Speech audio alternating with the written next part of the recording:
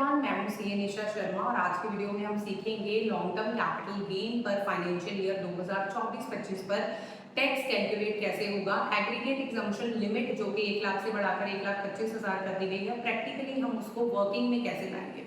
तो चलिए इसको आज एक एग्जाम्पल से समझते हैं, लेकिन उससे पहले थोड़ा सा बैकग्राउंड हम क्लियर कर लेते हैं। हम सब जानते हैं दैट फाइनेंशियल ईयर 2024-25 में जो हमारा ईयर है that has been divided into two portions, before 23rd July 2024 and after 23rd July 2024.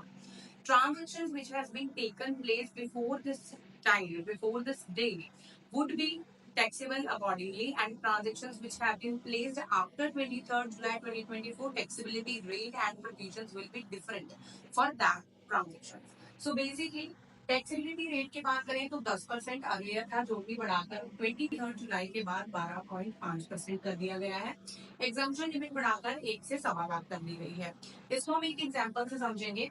Mister Mukesh ने 2024-25 में long term capital gain earn किया, जिसकी डेट्स है 12 जून 2024 को शेयर सेल करके उन्होंने 75,000 का long term capital gain earn किया है।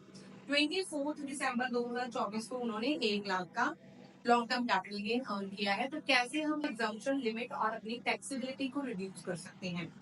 75,000 पर और 1 लाख पर अगर आप aggregate long term capital gain की बात करो तो that comes out to be 1,75,000, which is obviously exceeding the aggregate exemption limit of 1,25,000. So the question here is that taxability will definitely arise in this case, क्योंकि maximum exemption limit जो 1.25 लाख की है वो हम exceed कर चुके हैं।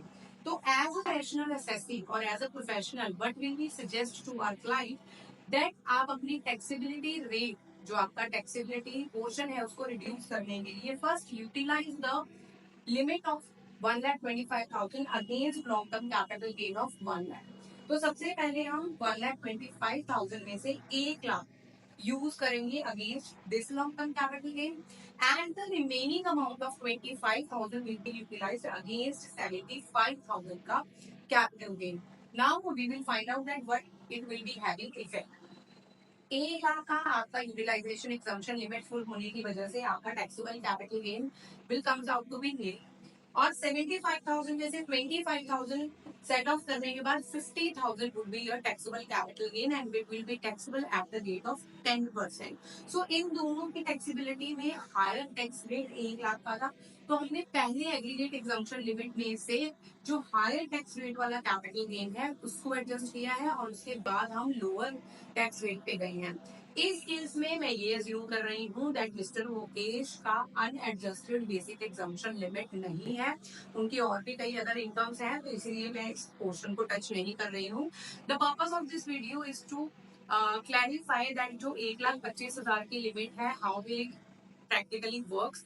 ये 2,25,000 नहीं है, that is 1 lakh for first portion and 1,25,000 for second portion. It has been clarified that 1,25,000 is aggregate exemption limit. Thank you for watching my video. और भी इन्फॉर्मेटिव वीडियोस के साथ आपके पास हाजिर होंगे। अगर आपको ये वीडियो अच्छी लगी है तो लाइक कीजिए, सब्सक्राइब कीजिए चैनल को और शेयर कीजिए वीडियो को। धन्यवाद।